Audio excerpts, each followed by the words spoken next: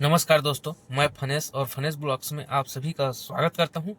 और आज रात में कहीं रुका हुआ हूं तो मैं सोचा कि आपसे कुछ बात करता हूं और छोटी सी कहानी जो है आपको बताना चाहता हूं। और अच्छा लगे तो दोस्तों बिल्कुल लाइक कीजिए और शेयर कीजिए, सब्सक्राइब कीजिए दोस्तों, है ना, फनेस ब्लॉग्स को। तो कहानी यहाँ से स्टार्ट होता है दोस्तों। तो एक बार क्या होता है दोस्तों, एक राजा रहता है और वह राजा जो है महल में रहता है दोस्तों, है ना। तो महल में हर प्रकार की सुविधा होती है, जैसे कि उनको कहीं भी बाहर जाना नहीं पड़ता है। हर प्रकार की सुविधा महल में राजा के लिए उपलब्ध होता है। तो दोस्तों एक बार क्या होता है, वो राजा जो है अपने घर से निकलता है और निकल कर दोस्तों क्या होता है, एक बहुत बड़ा नदिया होता है और नदी में सभी बच्चे जो है गांव के होते हैं वो नहा रहे होते हैं, मस्त इंजॉय करते रहते हैं। कोई उछलता है, कोई पेड़ से जाकर वहां से छलांग लगाता है। तो राजा सबको देखता है और बोलता है, सोचता है कितना अच्छा इन लोग का जो दिनचर्या है। तो उनको मन में एक आता है कि मैं भी नहाऊं। और फिर नदी के किनारे से वो भी जाकर छलांग लगा देते हैं। जैसे छलांग लगाते हैं दोस्तों क्या होता है, वहां से जो नदी का बहाव रहता है उसमें बहने लग जाते हैं।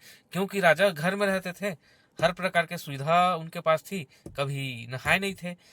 तो नदी में जैसे छलांग लगाते हैं तो बहने लगता है। तो वहीं किनारे से गांव का एक आदमी जाते हुए देख लेता है और तुरंत राजा को बचाने के लिए वो छलांग लगा देता है।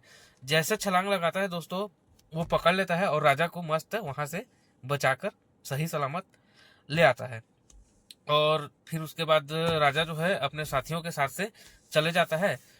फिर वो राजा जो है उस आदमी को, अपने जो सिपाही होते हैं उससे बुलाता है, जाओ उस व्यक्ति को ढूंढ कर लाओ जिन्होंने मेरी जान को बचाया है। तो राजा जो है चले जाते हैं और अपने सिपाही द्वारा उस व्यक्ति को पकड़ कर ले आते हैं। तो राजा बोलते हैं तुमको क्या चाहिए। तो बोलता है, तो गरीब आदमी था बेचारा, उसको कुछ चाहिए नहीं था, चुपचाप खड़ा रहता है। तो राजा ही बोलते हैं, हमारे जो बगल के बहुत बड़े जो बागान है वहां से इनको बहुत सारे जो लकड़ियां हैं उस लकड़ियों को पहुंचा दिया जाए इनके घर में। और जो हीरे की तरह जो छोटे छोटे हीरा होते हैं, ओरिजिनल हीरा, तो उन सभी को भी इसको दे दिया जाता है। जैसे दे दिया जाता है तो कुछ दिन बाद यह चले जाता है। और यह व्यक्ति क्या करता है पता है, वो जो हीरा रहता है उसको बच्चों के साथ में बाटी खेलता है, गांव बाटी खेलता है ना, तो बाटी खेलकर उसको खत्म कर डालता है। और जो लकड़ियां होती है, चंदन की लकड़ी थी दोस्तों, तो उनको पता नहीं था और सभी लकड़ी को जो है अपना डेली के जीवन में आग जलाकर उसको भी खत्म कर देता है।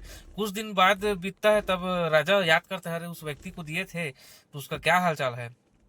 तो फिर उसके बाद में ना उस व्यक्ति को जो है फिर से लाते हैं और देखते हैं उसकी दशा दिशा।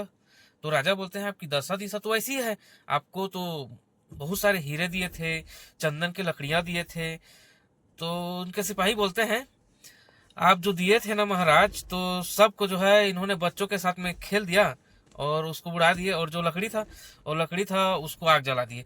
तो उनको पता नहीं था, उस गरीब व्यक्ति को पता नहीं था कि उसके पास में बहुत सारे हीरे थे और बहुत सारे जो चंदन की लकड़ियां थी। उन सब चीज की कीमत को समझ नहीं पाए और मौका उनको मिला था दोस्तों एक बार, तो उस मौका को खो चुके हैं दोस्तों। इस प्रकार से जिंदगी में हर बार एक मौका मिलता है दोस्तों, तो उस मौका को कभी ना छोड़ें, उस चीज को जाने।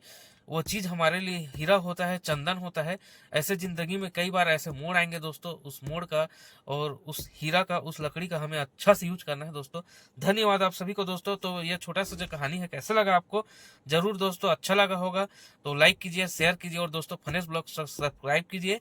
आप सबका फनेस आपसे रात्रिकालीन का शुभ रात्रि। जय हिंद, जय भारत दोस्तों। जरूर सब्सक्राइब कीजिए दोस्तों।